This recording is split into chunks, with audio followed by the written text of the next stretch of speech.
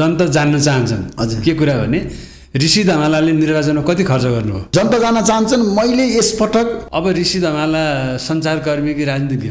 अब ऋषि धमाला राजनीतिकर्मी, राष्ट्रिय स्वतन्त्र पार्टीबाट मलाई प्रस्ताव पनि आएको थियो। पूर्व राजा ज्ञानराज शाहले सहजै रूपमा नारायणी छोडेर जानुभयो नि, जनताको मन जित्नुभयो। एउटा पारिवारिक घेराबन्दीमा नेताहरू परे, व्यक्तिगत स्वार्थमा लागे।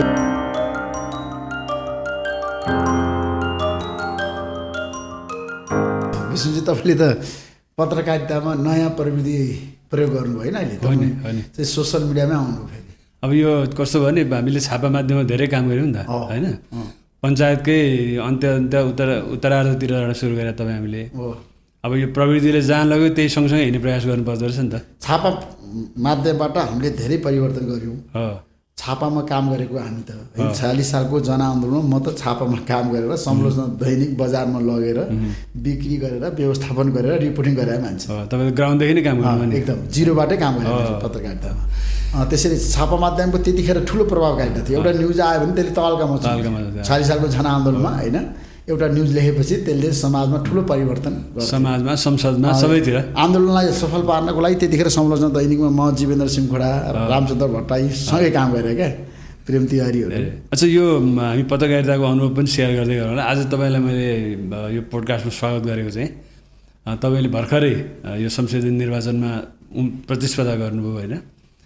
अब धेरै दौडधुप गर्नुभयो, गाउँघर जानुभयो, मानिसहरूलाई भेट्नुभयो, थकाइ पनि लाग्यो होला धेरै।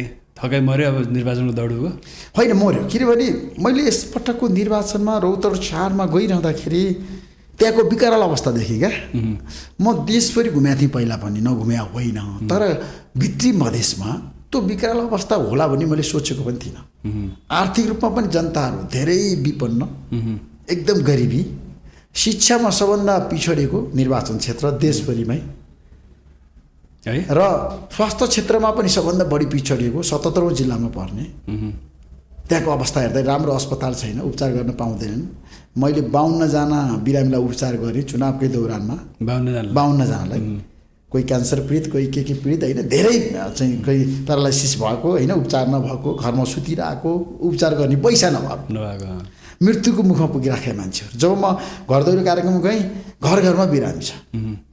अनि सबै भन्छन् र उपचार गर्नु पऱ्यो, उपचार गर्नु पऱ्यो, उपचार गर्नु पऱ्यो भनेपछि मेरो ध्यान चाहिँ चुनाव प्रचार प्रसारमा भन्दा पनि, भोट माग्न भन्दा पनि बिरामीको उपचार गर्न केन्द्रित भयो। उपकारमा गयो, उपकारमा।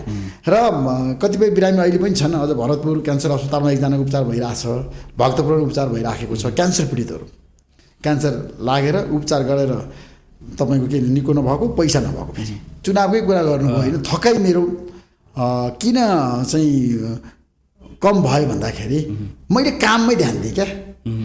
थकाइ त 18 घन्टा, 20 घन्टा, 22 घन्टा पनि काम गरेँ, तर जनतासँगै रहेँ, जनताकै समस्या बुझेँ, जनताको समस्या समाधान गर्न प्रयत्न गरेँ होइन। धेरै चाहिँ समस्याहरू मैले बुझेँ, जानेँ, अध्ययन पनि गरेँ कि जनताहरू कति समस्यामा रहेछन्।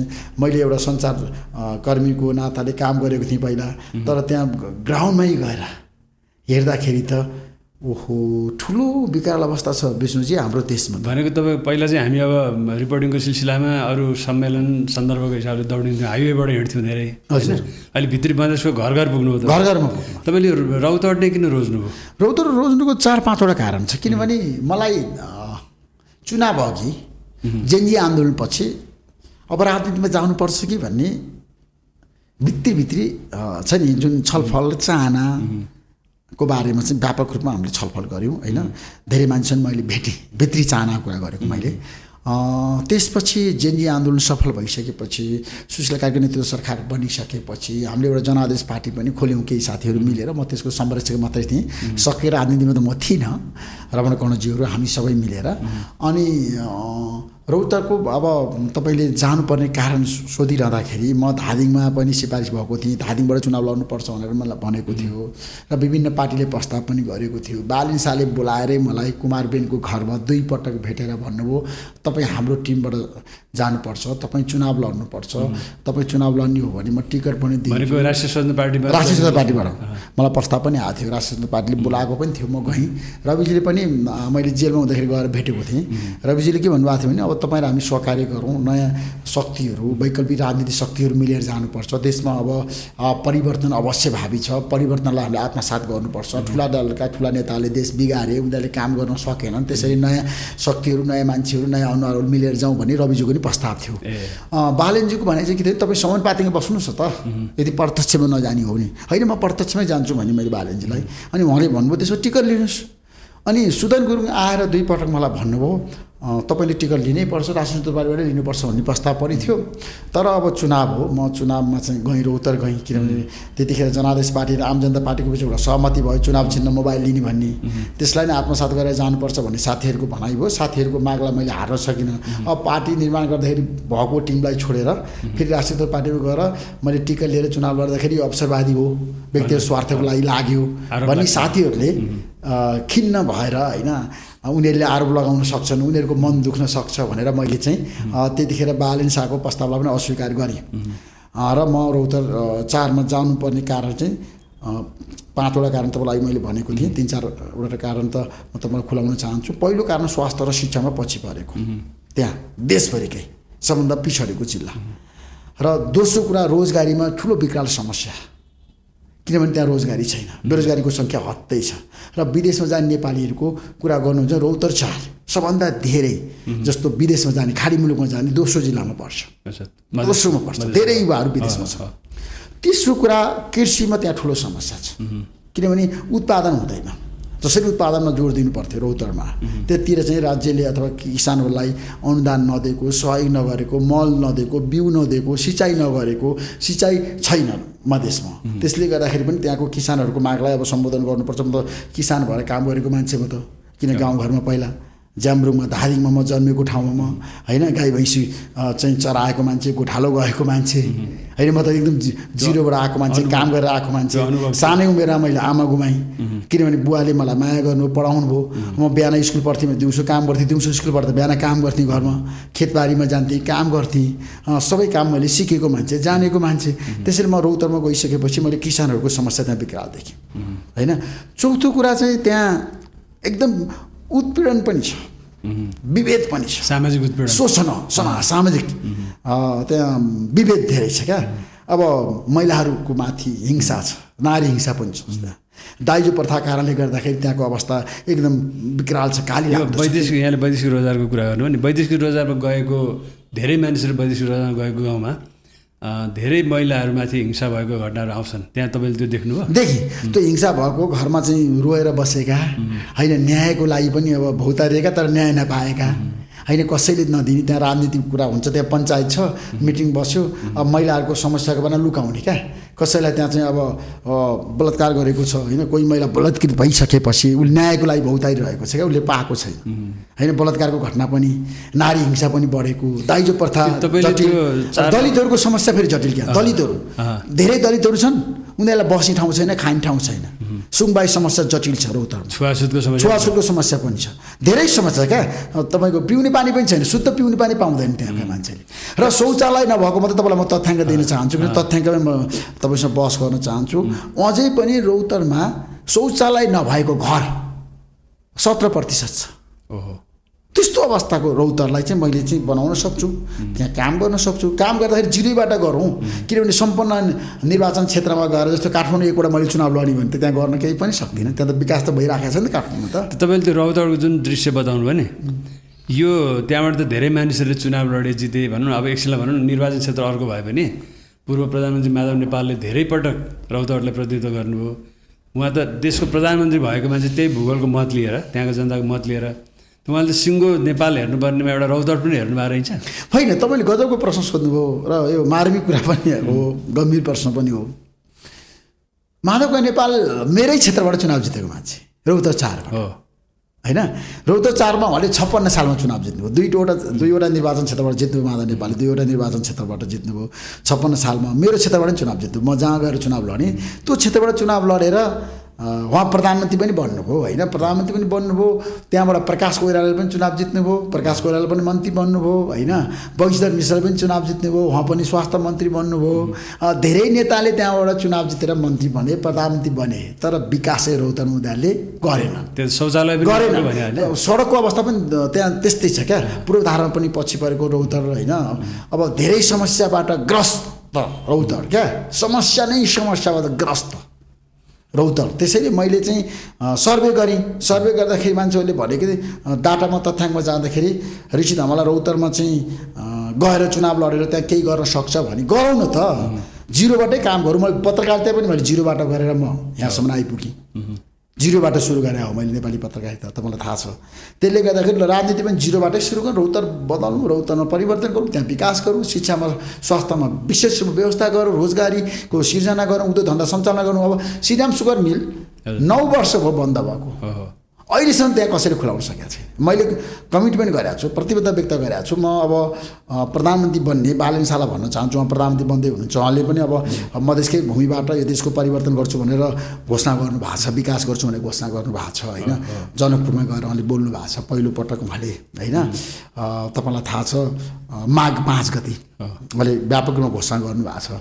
त्यसैले गर्दाखेरि अब मधेसको जनतालाई हल अधिकार दिनुपर्छ, कान्ति जस्तो उहाँले काठमाडौँ गइरहनु पर्दैन भन्नुभएको छ नि त। कि पूजा गर्न दर्शन गर्न चाहिँ बरु तपाईँ पशुपतिनाथको दर्शन गर्न काठमाडौँ गए हुन्छ, तर अधिकारको लागि अब काठमाडौँ आउनु पर्दैन भनेर उहाँले भन्नुभएको छ। त्यसैले त्यहाँका मान्छेहरू अधिकारको लागि पनि लडाइँमा छन् होइन, त्यहाँ विभेद छ नि त होइन, आफ्नो अधिकार पाएका छन्। रौतहटको जुन इस्युहरू तपाईँले देख्नुभयो नि, जनमानसमा भोगिरहेका कुराहरू देख्नुभयो नि, तपाईँले निर्वाचनमा पराजय भोगे पनि तपाईँ निरन्तर त्यो रौतहटको उन्नतिको लागि काम गर्नुहुन्छ? म गर्छु। म अस्ति गएँ, अस्ति त्यहाँ समस्या चुनावपछि पनि जानुभयो? चुनावपछि पनि गएँ, म 2 पटक गएँ रौतहट गएँ। किनभने जनतालाई एक त धन्यवाद दिन गएँ। म फेरि जाँदैछु त्यहाँ, सबै 30वटा वडामा जानु छ मैले, जनताहरूसँग अन्तर्क्रिया गर्नु छ। अस्ति हुरी बतास आयो त्यहाँ।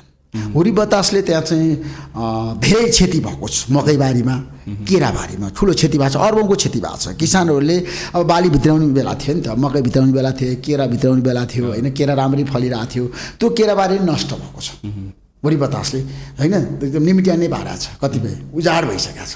अनि ती किसानहरूले मलाई भने, उनीहरू रोएर भने अब हामीलाई कसले क्षतिपूर्ति दिन्छ, हामीले ब्याङ्कबाट पैसा लिएर काम गरेको हो, अब कसैले हाम्रो लोन मिना गरिदिन्छ, हामी समस्या पऱ्यौँ भनेर किसानहरूले भनेका छन्। त्यसैले गर्दा म रौतहटमा गएँ, त्यो उखुबारीमा पनि अब म पहिला गएको मान्छे, तपाईँलाई थाहा छ, म त उखु किसानहरूको माग पनि मैले सम्बोधन गर्नुपर्छ भनेको मान्छे होइन।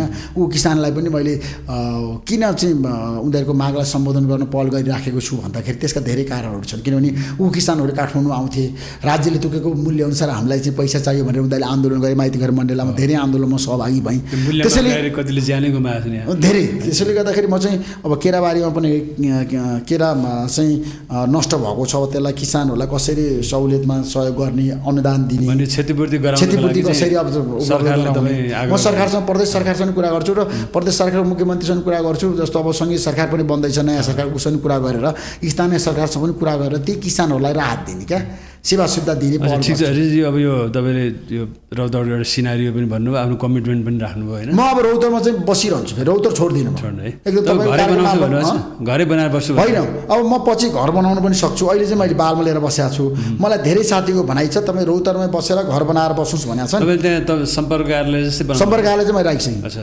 त्यहाँ कोइराला चिया पसल छ, त्यसकै भित्र मैले एकदम फेमस कोइराला चिया पसल छ त्यहाँ, त्यसकै भित्र चाहिँ मैले सम्पर्क कार्यालय खोलेर बसिसकेँ। मान्छे पनि राखेको छु, सम्पर्क सूत्र त्यहाँ छ, मान्छे नै राखेको छु मैले। त्यहाँ उनीहरूले चाहिँ जनताको गुनासो ल्याउँछ, जनताको गुनासोहरू मलाई भन्छन् होइन, जनताहरू आउँछन्, भेट्छन्, ल के गर्ने। जस्तो आजै 8-10वटा फोन आएको छ, कतिपय विदेशमा रहेछन्, जोर्डनमा रहेछन्, कतिपय खाडी मुलुकमा रहेछन्, नेपालीहरू जाहिरी खाना गएको, रोजगारीको लागि गएको। अब उनीहरूलाई कसरी उद्धार गर्ने, लौ ऋषि धमाला चाहिँ तपाईँले सहयोग गर्नु पऱ्यो भनेर भनिरहेको छन् होइन। धेरै किसिमको चाहिँ त्यहाँ मलाई फोन आउँछ क्या, उद्धार गरिदिनु पऱ्यो, सहयोग गरिदिनु पऱ्यो, उपचार गरिदिनु पऱ्यो। अहिले बिरु अस्पतालमा बोलाइरहेको छ, एउटा बिरामी ल्याएको रहेछ, उपचारै भएर हिँड्छ। धेरै आशा छ, धेरै आशा गर्छन् मान्छेहरूले। एउटा कुरा चुनावकै कुरामा एउटा प्रसङ्ग मात्रै जोडौँ होइन, तपाईँले त्यो अनुभव भएको कुरामा तपाईँले मतदाताको रेस्पोन्स धेरै पाउनुभयो, टेक्निकली मत कमायो होइन, त्यो रिजल्टबाट तपाईँको मनस्थिति कस्तो लाग्यो तपाईँलाई त्यो रिजल्ट? होइन, यसपटक तपाईँले जुन मत आयो एकदम तपाईँले सही कुरा गर्नुभयो। यसपटकको निर्वाचनमा मैले सोचेको थिइनँ, किनभने म जति पनि घर दैलो कार्यक्रममै जनताहरूले नयाँ मान्छे खोजेका थिए, उनीहरूले के भने पुरानो दललाई त हामी मतदान गर्दैनौँ ऋषिजी।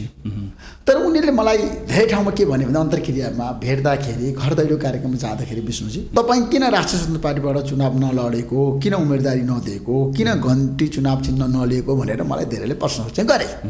किन मोबाइलबाट आएको तपाईँ भने जनताहरूले। उनीहरूले के भने हामी परिवर्तन चाहन्छौँ, हामी नयाँ अनुहार चाहन्छौँ, नयाँ फेस चाहन्छौँ। र उनीहरूको प्रश्न के तपाईँ नयाँ फेस हो तर तपाईँको चुनाव चिन्ह चाहिँ नयाँ होइन, तपाईँको पार्टी ठिक भएन, उनीहरूको भनाइ थियो क्या, जनताको भनाइ थियो। जनताको कुरा त म जस्ता त्यस्तै राख्नु पऱ्यो। अनि उनीहरूलाई मैले के भने म त नयाँ अनुहार हो नि त, नयाँ मान्छे हो नि त, पहिलोपल्ट चुनावमा आइरहेको छु, तपाईँहरू सहयोग गर्नुहोस्। किनभने म त धादिङ छोडेर काठमाडौँ छोडेर रौतहट आइरहेको छु, रौतहटकै जनतासँग चाहिँ म घुलमिल गरिरहेको छु, तपाईँहरूको समस्या समाधान गर्न पहल गरिरहेको छु। जनतालाई म अब अगाडि बढाउनुपर्छ, सक्षम बनाउनुपर्छ, विकास गर्नुपर्छ भनेर म आइराखेको छु। भोट दिनुहोस् भन्दाखेरि उनीहरू त्यति कन्फ्युजनमा थिए क्या, दुविधामा थिए। अब तपाईँ राम्रो मान्छे हो, तपाईँलाई सहयोग गर्नु पनि हामीलाई मन छ, तर तपाईँलाई एक सिट जितायो भने फेरि अर्को पार्टी जो सरकार बनाउने पार्टी छ राष्ट्रिय स्वतन्त्र पार्टीलाई घाटा हुने हो कि? हामी यसपटक चाहिँ के भने बहुमतको सरकार बनाउन चाहन्छौँ राष्ट्रिय स्वतन्त्र पार्टीको। उनीहरूको भनाइ थियो क्या जनताको त स्थानीय। त्यसो भए त तपाईँलाई धुकचुक लागेन, मैले गलत निर्णयमा गरेछु कि जस्तो लाग्यो? लागेन। मैले भने राजनीतिमा किन पद ठुलो कुरा होइन, चुनाव जित्नु मात्र पनि ठुलो कुरा होइन, चुनावमा हार जित हुन्छ। एउटा कुरा चाहिँ जस्तै बालेन शाह, रवि लामिछाने, सुदन गुरुङले तपाईँलाई पार्टी जोइन गरौँ, हामी सँगै काम गर्नु भन्नुभएको रहेछ होइन? तपाईँले चाहिँ राजसभा जोइन गरेको भए त अहिले त माननीय ऋषि धमला हुनुहुने रहेछ नि त। होइन त्यो चाहिँ हुन्थेन, त्यो बिच भयो जस्तो लाग्दैन? होइन, उहाँहरूको आग्रह थियो। किनभने म रविजी, बालेनजी, सुदन गुरुङ लगायत सबै राष्ट्रिय पार्टीका नेताहरूलाई, किनभने धेरै नेताहरूले भन्नुभएको थियो, अरू नेताहरूले पनि धेरै भन्नुभएको थियो तपाईँ आउनुपर्छ। शिशिर खनालजीले पनि भन्नुभएको थियो तपाईँ त राष्ट्रिय पार्टीमा आयो हुन्छ, चुनाव लड्यो हुन्छ भनेर भन्नुभएको है। तर पनि अब मैले एउटा निर्णय गरिसकेका थिएँ, किनभने निर्णय गरिसकेपछि मान्छे त्यसबाट ब्याक हुनु हुँदैन, राजनीतिमा इमान्दारिता चाहिन्छ। त्यसैले राष्ट्रिय पार्टीको चाहिँ जुन किसिमको आँधी बेरी आयो यसपटक भन्छु चुनावमा, सुनामी आयो नि त होइन? त्यो त्यसले गर्दाखेरि राष्ट्रिय स्वतन्त्र पार्टीमा लाग्नुपर्छ, त्यो पार्टीमा जानुपर्छ भन्ने चाहिँ प्रस्तावहरूलाई मैले चाहिँ चुनावमा चाहिँ प्रयोग गरेको भए हुन्थ्यो, त आत्मसात गरेको भए हुन्थ्यो, अथवा चुनावमा गएको भए हुन्थ्यो भन्ने मान्छेहरू पनि धेरै छन्। भने तपाईँलाई त्यो निर्णय र परिणाम सुनामीलाई किन तपाईँले आत्मसात नगरे राष्ट्रिय पार्टीकोमा किन नगएको, यो लहरमा तपाईँ सँगै रहनु पर्थ्यो भन्ने उहाँहरूको भनाइ थियो। तपाईँलाई पछुतो त लागेन? लागेको छैन। राजनीतिमा एकपल्ट चुनाव हार्दैमा छ नि, मेरो आत्मबल झन् दह्रो भएको छ। म जनताको सेवा झन् गर्छु, अब झन् काम गर्छु, एकदम जिम्मेवारपूर्ण भएर काम गर्छु, जनताप्रति उत्तरदायित्व जिम्मेवारी बोध गरेर काम गर्छु। अब मैले आफ्नो सोच चिन्तनमा एकदम परिवर्तन के गरेको छु भने पहिला मान्छे चाहिँ सचिनुपर्छ, सुध्रिनुपर्छ, समय सापेक्षी हुनुपर्छ। राजनीति भनेको दिगो हुनुपर्छ, राजनीति भनेको तत्कालको लागि होइन, तत्काल पदको लागि गर्ने होइन। राजनीति भनेको देश बदल्ने, विकास गर्ने निरन्तरता चाहिन्छ। कृष्णप्रसाद भट्टराईले पनि त चुनाव हार्नु भएको थियो, 48 सालमा नै हार्नुभयो होइन? तर पनि उहाँ गएर 56 सालमा चुनाव जितेर प्रधानमन्त्री बन्नुभयो होइन? निरन्तरता चाहियो। किन कृष्णप्रसाद भट्टराई दुईपल्ट चुनाव लडेर दुईपल्ट हार्यो भने त काठमाडौँबाट, वीरगन्जमा गएर चुनाव जितेर प्रधानमन्त्री बन्नुभयो होइन? 15 सालमा पनि कृष्णप्रसाद भट्टराई चुनाव हारेर सभामुख बन्नुभयो। किन इतिहासमा ठुल्ठुला मान्छेले चुनाव हारेका छन्। गणेशमान सिंह कहिले चुनाव लड्नु भएन, उदाहरण धेरै छन्, प्रधानमन्त्री पद अस्वीकार गर्नुभयो होइन?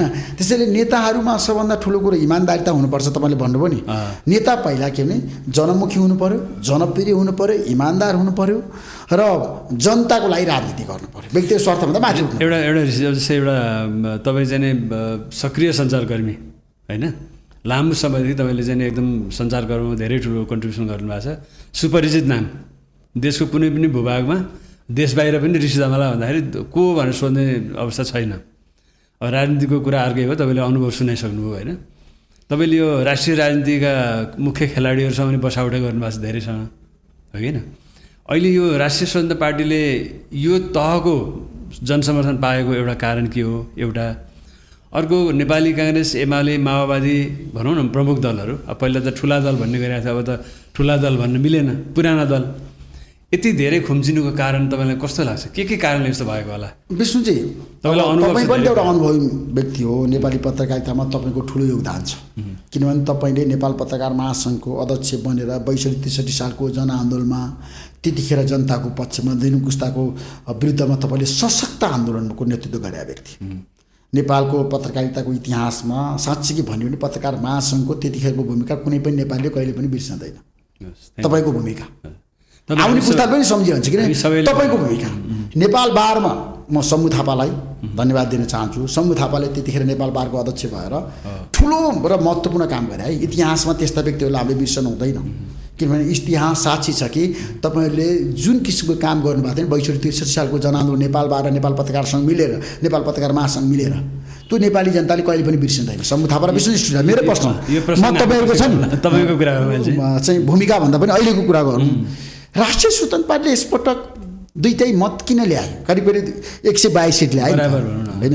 किन ल्यायो भन्दा दुईटै मतको सरकार किन बनाउँदैछ भन्दा यसको कारण काङ्ग्रेस, एमाले र खास गरी नेपाली कम्युनिस्ट पार्टी, खास गरी माओवादी, शेरबहादुर देउवा, केपी शर्मा ओली र प्रचण्ड, उहाँहरूलाई जनताले धेरै अवसरहरू दिएको नदिएको होइन। जस्तो 62-63 सालको जनआन्दोलन सफल भइसकेपछि पहिलोपटक संविधान सभाको निर्वाचन भयो 2064 सालमा। 64 सालमा संविधान सभाको निर्वाचन हुँदाखेरि माओवादी सबभन्दा ठुलो शक्तिको रूपमा आयो, जनमत धेरै पायो उसले एकदम। त्यतिखेर पनि जनलहर आएकै हो माओवादीको पक्षमा, देशभरि नै आएको होइन। माओवादीले जसलाई उठायो त्यसले चुनाव जितेको थियो। त्यतिखेर पनि मान्छेले अनुहार हेरेर होइन, व्यक्ति हेरेर होइन, त्यतिखेर माओवादी भनेपछि जसले पनि भोट हाले, जसले पनि माओवादी हेरेछ जसले पनि भोट हाले। अहिले जसरी राजचन्द्र पाटीलाई घन्टी भनेपछि जसले पनि भोट हाले नि। त्यहाँ उम्मेदवार को हो, उम्मेदवार कस्तो ब्याकग्राउन्डको हो, उम्मेदवारको योगदान के छ राष्ट्रिय राजनीतिमा, के छ भूमिका, उनीहरूलाई मतलब थियो। घन्टी भनेपछि घन्टी घन्टी घन्टी भनेर भोट हाले। किन भन्दाखेरि जनता विकल्प चाहन्थे, वैकल्पिक शक्तिको नेतृत्वमा सरकार बनाउनुहोस् भन्ने चाहन्थे। अब म तपाईँलाई 3 जना नेता कहाँ चुके त? उनीहरूले किन समय सापेक्ष काम गर्न सकेनन्? त्यो इतिहासमा अब म प्रचण्डको भूमिकाको पनि उच्च मूल्याङ्कन किन गर्छु भन्दाखेरि उहाँले गणतन्त्र ल्याउनका लागि महत्त्वपूर्ण भूमिका निर्वाह गरेकै हो। यो देशको समावेशी समानुपातिक निर्वाचन प्रणालीमा पनि उहाँको महत्त्वपूर्ण भूमिका छ, त्यसलाई हामीले नजरअन्दाज गर्न मिल्दैन। सशक्त द्वन्द्वबाट आएको माओवादीले त्यतिखेर अधिकारको लागि काम गरेकै हो। तर प्रचण्डलाई ठुलो अवसर थियो 2065 सालमा उहाँ प्रधानमन्त्री बन्नुभयो। त्यतिखेर एमाले र माओवादीको बिचमा गठबन्धन बनेको थियो, प्रचण्ड प्रधानमन्त्री बन्नुभएको थियो। प्रचण्डले त्यतिखेर राम्रोसँग काम गर्दै गयो। 10 वर्ष माओवादीकै नेतृत्वमा, प्रचण्डकै नेतृत्वमा देश अगाडि बढ्थ्यो। प्रचण्ड सानातिना कुरामा रुम लिनुभयो, अल्म लिनुभयो, रुकमाङ्ग कटुवाललाई हटाउन लाग्नुभयो, सेनापतिमाथि आक्रमण गर्नुभयो, पत्रकारमाथि आक्रमण गर्नुभयो, पशुपतिनाथको मन्दिरमाथि आक्रमण गर्न थाल्नुभयो। त्यसले गर्दाखेरि प्रचण्डले पाएको अवसर गुमाउँदै जानुभयो र उहाँ सत्ताच्युत हुन पर्यो। उहाँ आफ्नै गल्तीले केही त्यतिखेर प्रचण्ड राम्रो टिम बनाएर सबलाई समेटेर गिरिजाप्रसाद कोइराला राष्ट्रपति बनाइदिएर, किन गिरिजाप्रसाद कोइराला राष्ट्रपति बनाउँछु भन्ने प्रचण्डको चाहना पनि थियो, उहाँले भन्नु पनि भएको थियो होइन। किनभने 62-63 सालको जनआन्दोलन 12 बुद्धि सम्झौतादेखि 7 दल माओवादीको कुरा गर्ने त गिरिजाप्रसाद कोइरालाको महत्त्वपूर्ण भूमिका थियो माओवादीलाई यो स्थानमा ल्याउनको लागि होइन, पहिलो शक्ति बनाउनलाई। म त संविधान सभाको निर्वाचनमा काहीँ पनि जानु भएन, प्रचार प्रसार पनि लाग्नु भएन, चुप लाएर बस्नुभयो। किनभने उहाँलाई राष्ट्रपति माओवादीले बनाइदिन्छ, प्रचण्डसँग सहकार्य गर्नुपर्छ भन्ने गिरिजाप्रसादको भित्री चाहना पनि थियो। प्रचण्डले धोका दिनुभयो, गिरिजाप्रसाद कोइराला राष्ट्रपति बनाउनु भएन, रामवधान प्रसाद सिंहलाई अगाडि सार्नुभयो। त्यसपछि उहाँ पनि राष्ट्रपति बन्नु भएन, रामवरण यादव गणतन्त्र नेपालको पहिलो राष्ट्रपति बन्नुभयो। त्यतिखेर धोका दिनुभयो, पछि पछुताएर के गर्ने? किनभने एकपल्ट चुकेपछि चुक्यो नि मान्छे जीवनमा। प्रचण्डलाई त्यतिखेर 10 वर्ष यो देशको नेतृत्व गर्ने अवसर थियो, त्यसमा उहाँ चुक्नुभयो। त्यसपछि अर्को अवसर थियो केपी शर्मा ओलीलाई। उहाँले माओवादीसँग एकता गर्नुभयो, कसैले सोचेकै थिएन। प्रचण्ड र केपी शर्मा ओली एउटै गठबन्धन बनाएर 74मा जसरी चुनावमा जानुभयो र करिब करिब 2 मतको सरकार बन्यो। नेपाली इतिहासमा पहिलोपटक कम्युनिस्ट पार्टीको नेतृत्वको सरकार बन्यो, बहुमतको सरकार बन्यो भनौँ न। नेपाल कम्युनिस्ट पार्टीको सरकार बन्यो र केपी शर्मा ओली प्रधानमन्त्री बन्नुभयो। त्यतिखेर उहाँहरूको बिचमा राम्रो अन्डरस्ट्यान्डिङ गरेर गएको भए, सहमति गरेर गएको भए, प्रचण्ड केपी शर्मा ओलीले माधव नेपाल मिलेर गएको भए 10 वर्ष तपाईँको नेपाल कम्युनिस्ट पार्टीको नेतृत्वमा सरकार अविच्छिन्न अगाडि बढ्थ्यो। देशमा राजनीतिक अस्थिरता पनि आउँथेन, विकास हुन्थ्यो। किनभने बहुमतको सरकार थियो। त्यतिखेर केपी शर्मा ओलीले संसद विघटन गरेर महाभुल गर्नुभयो, गल्ती गर्नुभयो र त्यसपछि देशमा अस्थिरता उहाँले बिउ रोप्नुभयो, अस्थिरताको बिउ रोप्नुभयो। किनभने बहुमतको सरकार हुँदाहुँदै चुनावमा चाहिँ मुलुक लिएर जान खोज्नुभयो, अदालतले उहाँलाई साथ दिएन।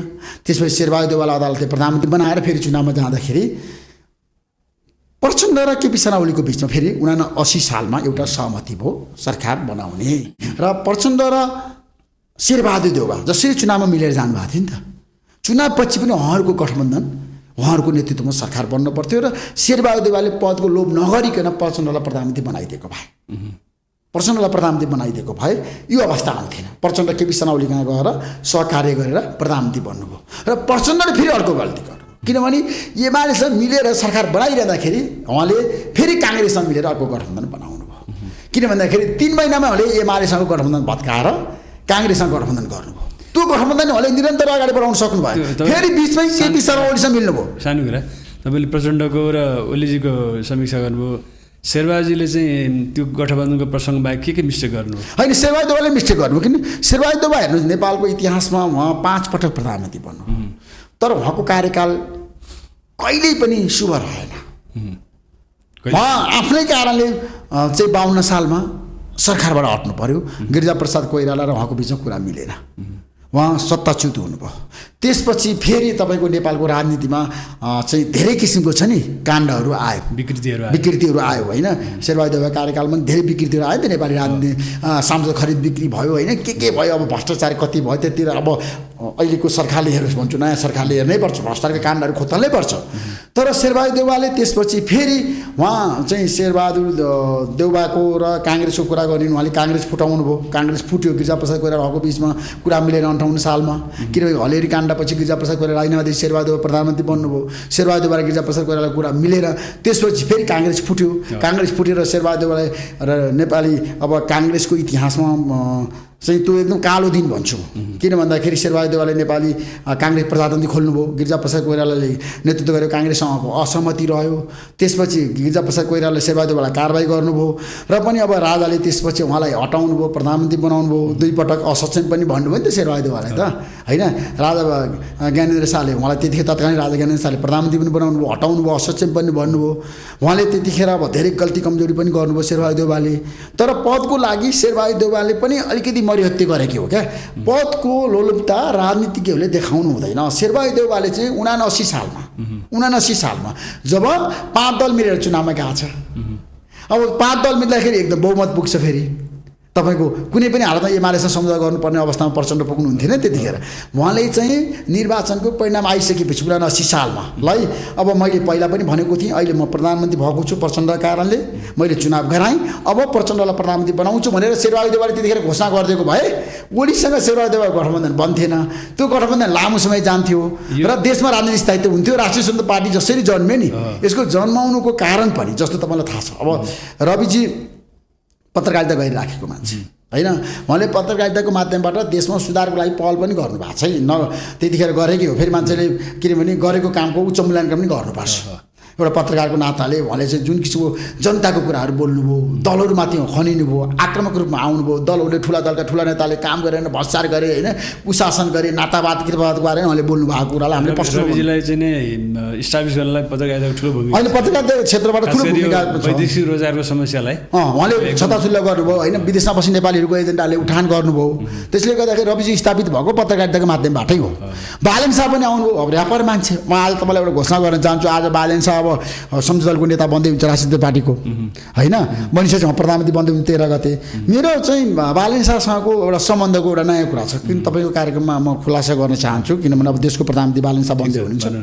बालेन शाहसँग मैले 3 वटा अन्तर्वार्ता गरेँ र बालेन शाहको पहिलो अन्तर्वार्ता चाहिँ मैले गर्दाखेरि उहाँ मेयरको उम्मेदवारको रूपमा पनि हुनुहुन्थेन। उहाँ चाहिँ अब राजनीतिमा आउने चाहना राखिरहनु भएको थियो। उहाँ ऱ्यापर एकदम राम्रो गाउने मान्छे, पपुलर मान्छे, युवा युवतीमा निकै पपुलर। एक दिन मेरो भतिजो अशोक धमलाले मलाई आएर reportersnepal.com को कार्यालयमा आएर भन्नुभयो, तपाईँ बालेन शाहको अन्तर्वार्ता लेख्नु, म निकै चर्चामा हुनुहुन्छ भने। अनि बालेन शाहजीलाई मैले फोन गरेँ, के अन्तर्वार्ता गर्ने हो त भने, गरौँ न, मलाई तपाईँसँग अन्तर्वार्ता गर्नु मजा लागेको छ, म चाहन्छु तपाईँसँग अन्तर्वार्ता गर्न भनेपछि मैले पहिलो अन्तर्वार्ता बालेन शाहको लिएँ। त्यो अन्तर्वार्ता निकै पपुलर भयो। उहाँको प्रेम र जीवन, उहाँको राजनीति, उहाँको चाहिँ भावी योजना सबै उहाँले खोल्नु भएको छ। 1 घन्टाको अन्तर्वार्ता, मेयरको तयारी हुन अगाडि। त्यसपछि दोस्रो अन्तर्वार्ता चाहिँ मेयरमा उम्मेदवारी दिएपछि फेरि मलाई आग्रह गर्नुभयो, म तपाईँलाई एउटा अन्तर्वार्ता दिन चाहन्छु भनेर। उहाँले नै गर्नुभयो। त्यसपछि आफै आउनुभयो स्टुडियोमा, आफै आएर दोस्रो अन्तर्वार्ता दिएपछि उहाँले चुनाव पनि जित्नुभयो। त्यो अन्तर्वार्ता पनि निकै ठुलो चाहिँ प्रभावशाली थियो, निकै महत्त्वपूर्ण अन्तर्वार्ता थियो। अहिले हेर्नुभयो भने हुन्छ, अहिले पनि निकै चर्चामा छ त्यो अन्तर्वार्ता। उहाँले त्यतिखेर नेताहरूलाई गाली गरेको कुरा होइन, गीतमै गाली गर्नुभएको छ अरे होइन। अनि त्यसपछि त्यो अन्तर्वार्ताले उहाँलाई ठुलो मद्दत पुर्यायो चुनाव जित्नको लागि। चुनाव जित्नुभयो, मेयर बन्नुभयो। त्यसपछि मेयर बनिसकेपछि अनि अब उहाँलाई मैले सिंहदरबारमा, त्यतिखेर फोहोर व्यवस्थापनको समस्या थियो, अनि मैले एउटा अन्तर्वार्ता उहाँलाई सिंहदरबारमा लिएँ। त्यो चाहिँ पछि मेयर भइसकेपछि त्यो अन्तर्वार्ता पनि निकै चर्चामा रह्यो। त्यसै 3टा अन्तर्वार्ता मैले बालेन शाहको लिएँ र बालेन शाहले चाहिँ मलाई राजनीतिमा चाहिँ सहकार्य गर्नुपर्छ भनेर पनि सुरुदेखि नै भन्नुभएको थियो है। एकदम बालेन शाहले चाहिँ स्पष्ट बोल्नुभएको थियो। किन बालेन शाह चाहिँ सबैलाई मिलाएर लानुपर्छ, देशको विकास गर्नुपर्छ, ठुला दलका ठुला नेताहरूले गलत काम गरे, भ्रष्टाचार गरे, पुरानो दलले काम गरेन भन्ने उहाँको चाहिँ एकदम बटम लाइन थियो क्या सुरुदेखि नै। त्यसमा चाहिँ मलाई साथ दिनुपर्छ, तपाईँ एक हुनुपर्छ भनेपछि रविजीले पार्टी खोल्नुभयो। बालेन शाहले चुनाव जितिसकेपछि रविजीले त स्थानीय तहको निर्वाचनमा हर्क साम्पाङ, गोपी हमाल र बालेन शाह मेयर बनिसकेपछि उहाँले राष्ट्रिय जनता पार्टी खोलेर चुनावमा गएर पार्टीलाई चाहिँ चौथो बनाउनु भयो, 21 सिट जिताउनु भयो होइन। त्यसपछि अहिले आएर राष्ट्रिय जनता पार्टीले 122 सिट जितिसकेको अवस्था छ। मैले भन्न खोजेको कहाँनिर भन्दाखेरि ठुला दलका नेताहरूले राम्रोसँग काम गरिदिएको भए अब त ठुला दल भन्ने मिलेन। अब होइन, पहिलाको पुराना दलका होइन, पुराना दलका ठुला नेताले राम्रोसँग काम गर्दा यो अवस्था देशमा आउँथेन। भनेको नेताहरूको कमजोरी, व्यक्तिगत स्वार्थ, महत्त्वाकांक्षा, पदलोलुपता, अकर्मण्यता, एकदम पदलोलुपता, खास गरी पदलोलुपता, पदको लागि जे पनि गर्दैन क्या। प्रधानमन्त्री नै चाहियो, प्रधानमन्त्री चाहिने, मन्त्री नै चाहिने, जति पर्दैन। सरोज सिंह भन्नाहरूलाई 16 पटक मन्त्री, 20 पटक मन्त्री, 19 पटक मन्त्री। अर्को मान्छे नै जन्मिएको छैन त्यहाँ जस्तो, मोहतरीमा अर्को मान्छे छैन जस्तो एकजना व्यक्ति मन्त्री बनेको छ। तपाईँ सुन्नु, अब तपाईँले हामी त नेताहरूसँग धेरै फ्रिक्वेन्टली भेटघाट गऱ्यौँ, तपाईँ धेरै मान्छेको अन्तर्वार्ता गर्नुभयो होइन। कस्तो देख्यो भने यो पुराना दलका शीर्ष नेताहरू यो प्रधानमन्त्री भन्ने पद चाहिँ मेरै लागि जन्मिया हो, मेरो मृत्यु नहुँदासम्म यो पद मसँगै हुनुपर्छ भन्ने मनुष्य देखिएन त। त्यही देख्यो त, त्यही परिणाम आएन, त्यही देख्यो त होइन। अब केपी शर्मा ओलीले अब सुन्नु, यो यसमा तपाईँलाई एउटा कुरो के जोडेर जिज्ञासा भयो भन्दाखेरि अब यो मनस्थितिमा यत्रो वर्षसम्म राजनीति गरेका नेताहरू अब अहिले पार्लियामेन्टमा पनि उनीहरू छिर्न सक्नु भएन, नयाँ पनि कोही छिर्न सक्नु भएन, धेरै ठुला पुरानो पार्टीका। भनेपछि अब उहाँहरूको बाँकी अवकाश जीवन कस्तो होला जस्तो लाग्छ तपाईँलाई यसो कल्पना गर्दा? सबैलाई नजिकबाट चिन्नु भएको छ, बसाउडा। म तपाईँलाई एउटा गजबको कुरा सुनाउँछु। किनभने तपाईँ अब निरङ्कुशताको विरुद्ध आन्दोलनको नेतृत्वकर्ता त्यतिखेर 62-63 सालको जनआन्दोलनमा बरु नारायणी छोड्दाखेरि पूर्व राजा ज्ञानेन्द्र शाहले सहजै रूपमा नारायणी छोडेर जानुभयो नि, जनताको मन जित्नुभयो। उहाँले कुनै पनि रक्तपात विहीन एउटा देशको नेतृत्व गर्नुभयो क्या। म देशको नेतृत्व भन्छु किनभने उहाँले चाहेको भए त्यहाँ नछोड्न पनि सक्नुहुन्थ्यो नि, तर उहाँले देश र जनताको निर्णय मान्छु भनेर उहाँ नारायणीबाट बाहिरिनु बिना प्रतिरोध। होइन, नेपालमा राज संस्थाको अन्त्य त बिना रक्तपात भएको हो नि त, शान्तिपूर्ण रूपमा सेफ ल्यान्डिङ भयो नि त देशमा त। त्यो ठुलो कुरा हो। म पूर्व राजा ज्ञानेन्द्र शाहको आज किन प्रशंसा गरिराखेको छु भन्दाखेरि हाम्रो देशको नेताहरूले पदको लागि छ नि, राज संस्था भनेको त तपाईँलाई थाहा छ 240 वर्ष लगातार राज्य हाकेको देशको नेतृत्व गरे हो नि त राज संस्थाले त, धेरै पटक देशको नेतृत्व गरे नि त होइन। त्यस्तोमा चाहिँ संस्थाको प्रमुख होइन पूर्व राजा ज्ञानेन्द्र शाहले जसरी नारायणी दरबार छोड्नुभयो नि, त्यसरी नै हाम्रो देशका नेताहरूले पद छोडिदिएको भए, पद लोलुपता नदेखाएको भए, महत्त्वाकांक्षा नदेखाएको भए, जीवनमा एकपटक मान्छे छ नि मृत्यु त अवश्य भावी छ नि त होइन र। सँगै छ नि प्रधानमन्त्री पद त्याग्ने नेताहरू पनि देख्यौँ नि हामीले, देखेनौँ र। गणेशमान सिंहले प्रधानमन्त्री पद त्यागेकै होइन र होइन। महात्मा गान्धी कहिले प्रधानमन्त्री बन्नु भएन नि त, तर पनि भारतमा महात्मा गान्धीको ठुलो गुणगान अहिले पनि गाउँछन् मान्छेहरूले। किनभने मान्छेहरू पदमै जानुपर्छ, मन्त्री नै बन्नुपर्छ, प्रधानमन्त्री नै बन्नुपर्छ भने सोच नराखौँ क्या, इमान्दार असल नागरिक बनौँ क्या। एकपल्ट बिपी कोइरालाले भन्नुभएको थियो मान्छे ठुलो होइन असल बन्नुपर्छ भने, म चाहिँ त्यो चाहिँ नीतिमा सहमत छु क्या, उहाँको विचारसँग सहमत राख्छु कि मान्छे असल बन्नु। तपाईँले भन्नुभयो अब यिनीहरूको चाहिँ नि भविष्य कस्तो होला, यिनीहरूको चाहिँ अब राजनीति अब कस्तो होला भन्ने तपाईँको चाहना जिज्ञासा छ नि। मलाई अब उहाँहरूको राजनीति सक्यो भन्छु म चाहिँ, अन्यथा नसोचौँ। असान्दर्भिक भइसक्नु भयो, असान्दर्भिक भइसक्यो। अब शेरबहादुर देउवा फेरि काङ्ग्रेसको सभापति बनेर राजनीति गर्नु गलत हुन्छ, किनभने गगन थापाले ठिक गर्नु हो कि म भन्न चाहन्न। त्यो सम्भावना छ। अब अदालतले के गर्छ, यहाँ त अहिले अदालततिर छ नि त्यो मुद्दा त होइन। अब काङ्ग्रेसको मुद्दा विचार दिन्छ अदालतमा, अदालतको निर्णय नआउन्जेलसम्म जे पनि हुनसक्छ हाम्रो देशमा। भने यो जुन राष्ट्रिय स्वतन्त्र पार्टीकै प्रसङ्ग आइ नै हाल्छ, किनभने अब अहिले किनभने नेताहरूको कुरा गर्दा म ठ्याक्कै मलाई 3टा नेताको कुरा गरेको मैले, केपी शर्मा ओली, शेरबहादुर देउवा, प्रचण्ड।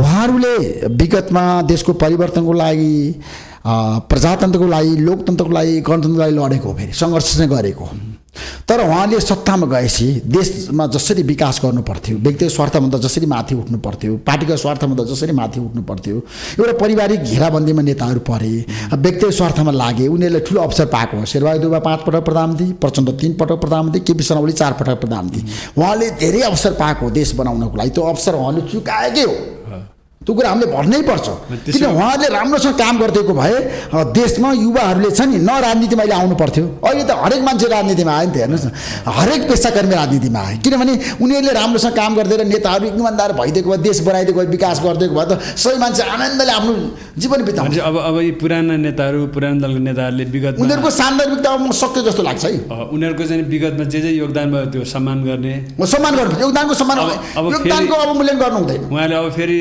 आफ्नो दलमा चाहिँ चलखेल गर्ने ग्रुपिजम गर्ने फेरि नेतृत्व आउने प्रयास गर्ने अथवा आफ्नो उत्तराधिकारी लिएर आएर आफ्नो कमान्ड बनाइराख्ने काम चाहिँ गर्नु हुँदैन होइन म त नेताहरूलाई भन्छु म त केपी शर्मा ओलीलाई पनि भन्छु अस्ति म गएँ भेटेँ होइन उहाँ आफ्नो बुबाको काजक्रियामा हुनुहुन्थ्यो मैले केपी शर्मा ओलीलाई भनेँ अब तपाईँले पार्टी अध्यक्षबाट पनि बिदा हुने हो कि सोच्नुहोस् के भन्नुहुन्छ ओलीजी उहाँले बोल्नु भएन अब प्रचण्डजीले अहिले चुनाव जित्नुभयो तर पार्टी त कमजोर भयो नेपाली कम्युनिस्ट पार्टी त 17 पार्टी मिलेर चुनावमा जाँदाखेरि पनि 17 सिट जित्नुभयो 17 पार्टी मिलेर चुनावमा जाँदा 17 सिट जित्नुभयो क्या भनेपछि अब प्रचण्डले पनि नेतृत्व चाहिँ युवा पुस्तामा दिने कि नयाँ अनुहार अगाडि ल्याउने कि मेरो भनाइ क्या उहाँले आफूले मूल्याङ्कन गर्नु पर्यो मूल्याङ्कन आफै आत्मसमीक्षा गर्नु पर्यो क्या नेताहरूले अब शेरबहादुर देउवाले फेरि लोभ गर्ने होइन क्या अब गगन थापा सभापति बनिसक्नु भएको छ बरु गगन थापालाई सहयोग गरे हुन्छ किन गगन थापाले आफ्नै कारणले अथवा उहाँको नीतिको कारणले उहाँको विचारको कारणले चुनावमा काङ्ग्रेस हार्यो होला तर एउटा थाहा छ ऋषि तपाईँले नि तपाईँ त चुनावमा बिजी हुनुहुन्थ्यो होइन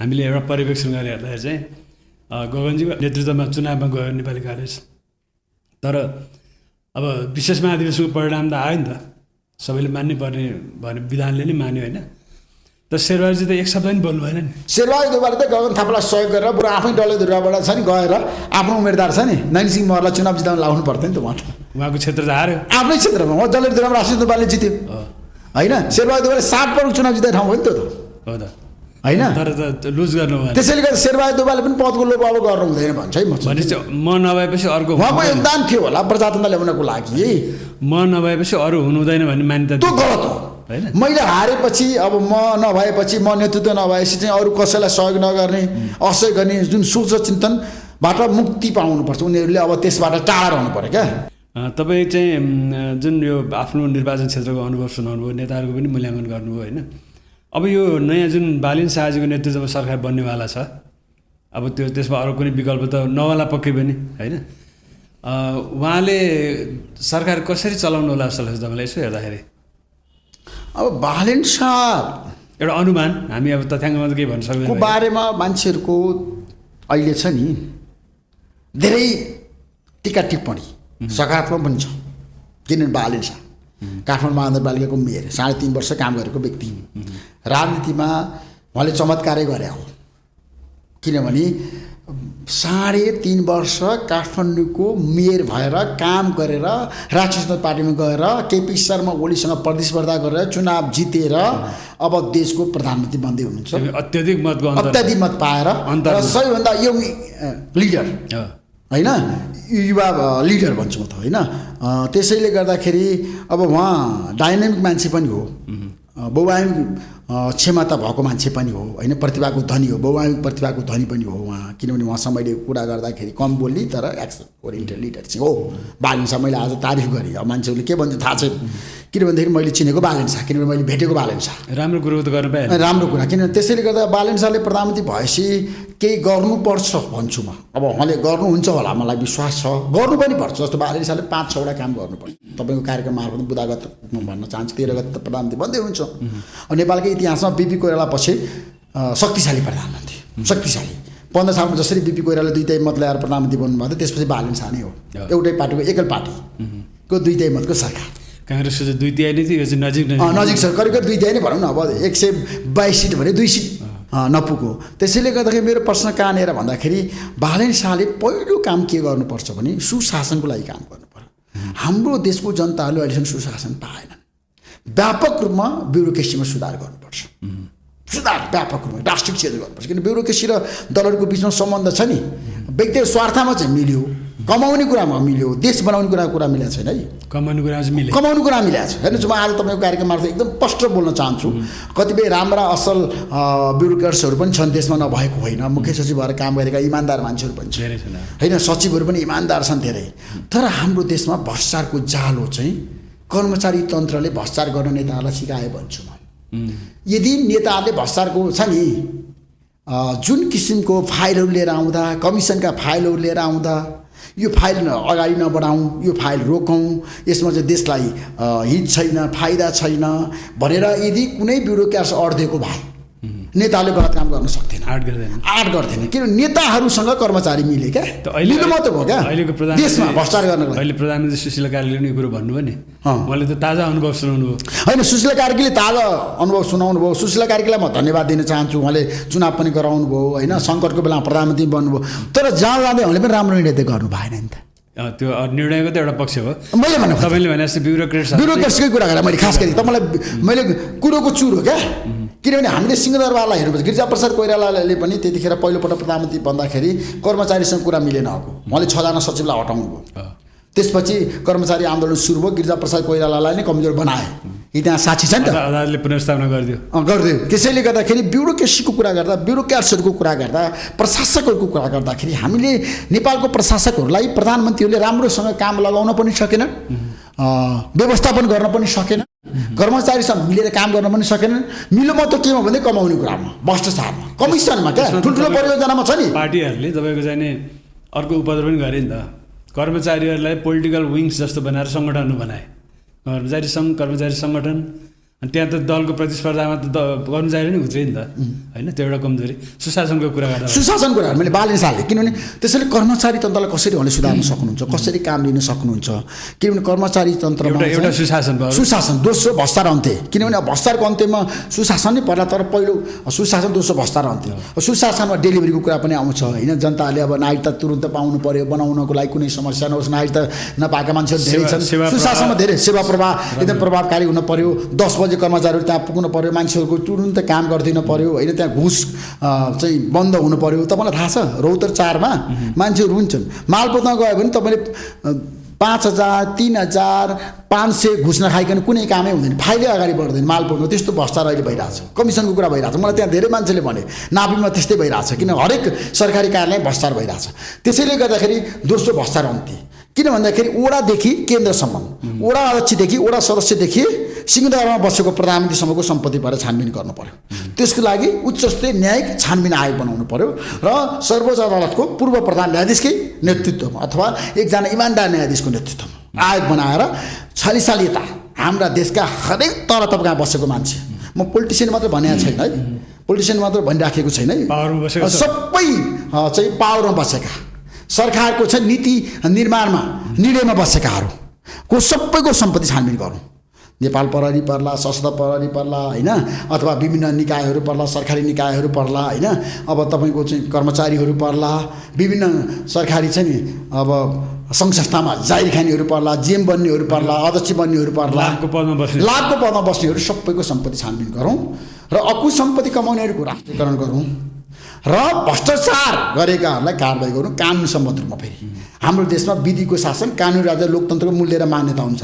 ऐन कानुन र संविधान अन्तर्गत रहेर कारबाही गर्नुपर्छ, किनभने देशलाई तपाईँको लोकतन्त्रको विकल्प छैन। तपाईँले यो जुन बालेशालाई भावी गर्न दोस्रो काम, तेस्रो काम भनेको विकास कुरा। अब वैदेशिक लगानी लिएर विकास गरौँ, रोजगारी दिउँ, युवाहरू विदेशमा छन् उनीहरूलाई स्वदेशमा ल्याएर रोजगारी दिउँ र देशमा सडकहरू छन्, ठुल्ठुला सडकहरू तपाईँ बनाएको छैन। 5 वर्षमा बन्ने सडक 10 वर्षमा बन्दैन, 10 वर्षमा बन्ने सडक 15 वर्षमा बन्दैन। त्यसैले ठुल्ठुला परियोजनालाई तुरुन्त अनुगमन गरेर काम नगर्ने ठेकेदारहरूलाई कारबाही गरेर अब 2 वर्षमा 1 वर्षमा सडकहरू जहाँ बनाउनु पर्छ त्यो सडक पुलहरू बनाउनु पर्छ। एउटा कुरा जस्तो कि यो त तपाईँको सुझाव भयो होइन, सकारात्मक सद्भावपूर्ण सुझाव दिनुभयो। एउटा समस्या के छ भन्दाखेरि अब उहाँहरूको त्यो आन्तरिक कुरा भनेर पनि भएन, सार्वजनिक जिम्मेवारी भएको मान्छेको आन्तरिक कुरा भन्न पाइने कति विषयहरू होइन। तपाईँ सार्वजनिक मान्छे होइन, राजनीति गरेका मान्छे सबै सार्वजनिक जिम्मेवारीका मान्छे जवाबदेही पनि हुन्छ नि त होइन। अब राष्ट्रिय स्वतन्त्र पार्टीको के छ भन्दाखेरि बालेनजी प्रधानमन्त्रीको उम्मेदवार हुनुभयो, अब सम्भावना छ उहाँ नै प्रधानमन्त्री हुनुहुन्छ। सभापति रवि लामिछाने हुनुहुन्छ होइन, उहाँसँग केही कुराहरू कानुनी प्रश्नहरू उहाँहरूको वरिपरि छन् होइन, त्यसको निरूपण गर्ने कुरामा चाहिँ राष्ट्रिय स्वतन्त्र पार्टीले चासो राख्नु पर्दैन? राष्ट्रिय स्वतन्त्र पार्टीले अब बालेन शाहलाई सहयोग र समर्थन गर्नुपर्छ। तर तपाईँले भनिरहनु भएको छ पार्टी सिस्टममा पार्टीको नेता प्रधानमन्त्री बनिसकेपछि पार्टीले पनि अनुगमन गर्नुपर्छ। पार्टीको भूमिका हुन्छ, फेरि पार्टीको भूमिकालाई नजरअन्दाज गर्न सकिँदैन। होइन, पार्टीको भूमिका भएन, पार्टी नेतृत्वमा बसेको व्यक्तित्वलाई कानुनी क्वेसनहरू छन्, केही मुद्दाहरू छन् नि त उहाँको होइन, किनारा निरूपण हुनु बाँकी, त्यो निरूपण हुनु बाँकी मुद्दा उहाँसँग जोडिरहेको अवस्थामा उहाँले राजनीतिक नेतृत्वमा बसे पनि कतिपय निर्णयहरूमा उहाँको सक्रिय भूमिका कतिको सुहाउँदो हुन्छ? अब तपाईँले त्यो कानुनी प्रश्न उठाउनु भयो होइन, अहिले अदालतमा विचाराधीन मुद्दाको कुरा गर्नुभयो तपाईँले होइन रविजीको। अब अदालतले एउटा निर्णय गर्ला होइन, अदालतको बारेमा हामी नबोलौँ होइन। तर मलाई के लाग्छ भने अब रविजी र बालेनजीको बिचमा एउटा केमिस्ट्री मिलिसकेको छ, सहकारी भइसकेको छ। मलाई के लाग्छ भने अहिले उहाँहरूको बिचमा द्वन्द्व सिर्जना होला जस्तो मलाई लाग्दैन है। काम गर्दै जाँदाखेरि समस्याहरू आउन सक्छ, प्रधानमन्त्री र पार्टी सभापतिको बिचमा कुरा नमिल्न पनि सक्छ कतिपय कुराहरूमा। तर तपाईँले जुन नैतिकताको कुरा गर्नुभएको छ त्यो नेता आफैले सोच्ने कुरा हो। म अहिले चाहिँ तपाईँको कार्यक्रम मार्फत नैतिकताको प्रश्न उठाएर अब दुईटै मतको सरकार बनाइरहेको राष्ट्रिय स्वतन्त्र पार्टीमाथि चाहिँ प्रश्न खडा गर्न चाहिँ अहिले म चाहन्न। तर म के भन्छ त्यो नेताले सोच्ने कुरा हो र नेताले नै निर्णय गर्ने कुरा हो, नेताकै स्वविवेकमा छोडिदिउँ हामीले। तर मलाई के लाग्छ भने रविजी र बालेनजीको बिचमा एउटा सहमति सहकार्यता हुनुपर्छ। देश चलाउने कुरा हो, देश चलाउने कुरा हो, क्या पार्टी चलाउने कुरा हो। अहिले पार्टीभन्दा ठुलो देश हो नि त। त्यसैले बालेनजीले अवसर पाउनु भएको छ, विष्णुजी बालेन साल अब सफल प्रधानमन्त्री बन्नुपर्छ भन्ने पक्षमा म छु। एउटा के छ भन्दाखेरि जस्तै तपाईँलाई पनि थाहा छ, मैले खालि तपाईँलाई नयाँ कुरो सेयर गरिरहेको छैन, हामी दुवैजनाले देखेको कुराहरू होइन। 2048 साल पछाडि कैयौँ सरकार बने नि, सरकार बने तर त्यस सधैँ एउटा समस्या, स्थायी समस्या जस्तो के देखियो भन्दाखेरि सरकारको नेतृत्व गर्ने नेता र पार्टीको नेतृत्व गर्ने नेताको बिचमा व्यक्तिगत महत्त्वाकांक्षाको व्यवस्थापन हुन नसकेको र त्यही महत्त्वाकांक्षाको भिडन्तमा सरकार पनि दुर्घटना पर्ने, कहिलेकाहीँ त संसदै दुर्घटना पर्ने अवस्था देखियो नि। कतै यहाँ पनि त्यस्तो हुन्छ कि भनेर संशय, हामी त भुक्तभोगी भयौँ नि त होइन। विगतमा देखाएको छौँ, हामीले भएकै छौँ होइन। कृष्ण प्रसाद भट्टराईको बिचमा कुरा नमिल्दा गिरिजाले 50 सालमा संसद विघटन गर्नुभयो, 51मा। त्यसपछि चुनाव 51 चुनाव हो, 50 सालमा संसद विघटन गर्यो। त्यसपछि तपाईँलाई थाहा छ शेरबहादुर देउवा र गिरिजा प्रसाद कोइरालाको कुरा नमिल्दाखेरि शेरबहादुर देउवाले संसद विघटन गरिदिनु भयो।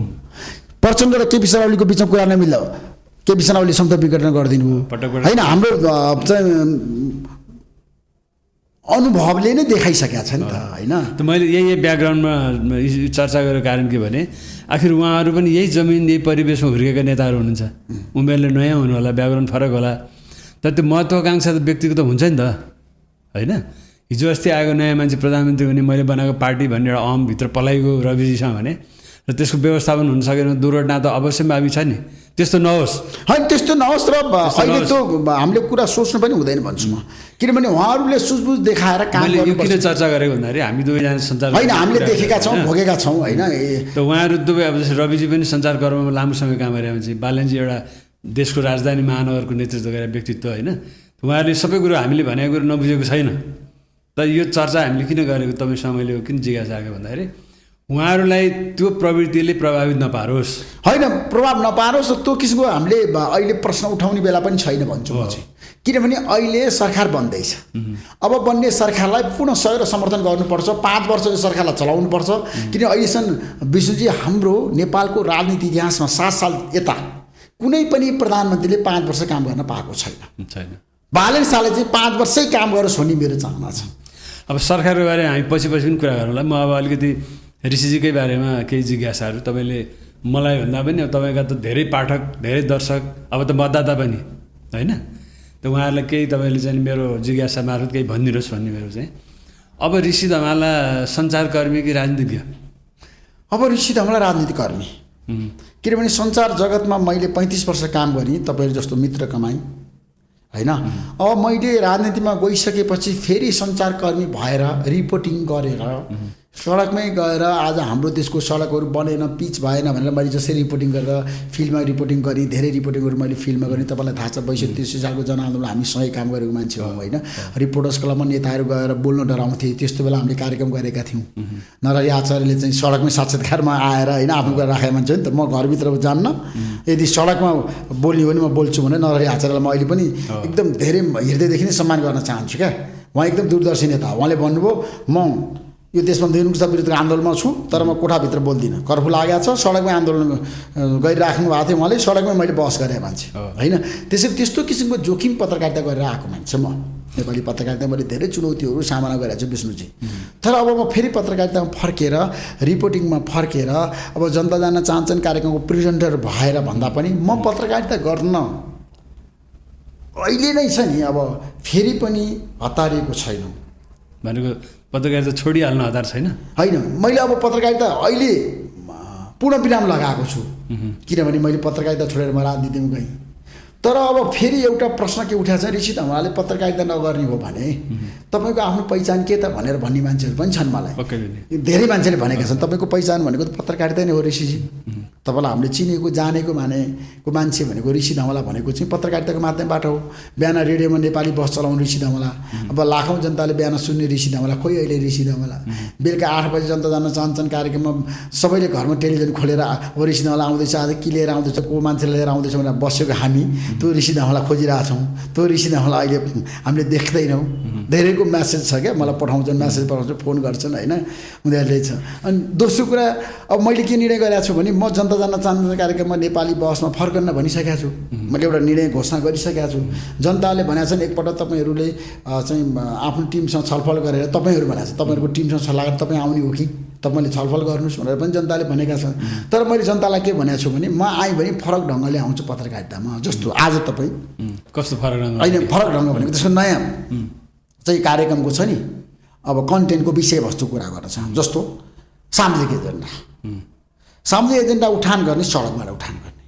एउटा गरिब निमुखा जनताका छोराछोरीले किन पढ्न पाएनन्, स्वास्थ्य शिक्षा किन पछि पर्यो, सार्वजनिक सरकारको विषय। किनभने अस्ति बालन शाहले चाहिँ चुनावमा गएर धनगढी बोल्नु भएको छ नि त, पैसा नभएको निमुखा गरिब जनताका छोराछोरीले पढ्न पाउँछन् भन्नुभएको छ नि त। मेरो पनि एजेन्डा भनेको त स्वास्थ्य र शिक्षा त निःशुल्क हो नि त।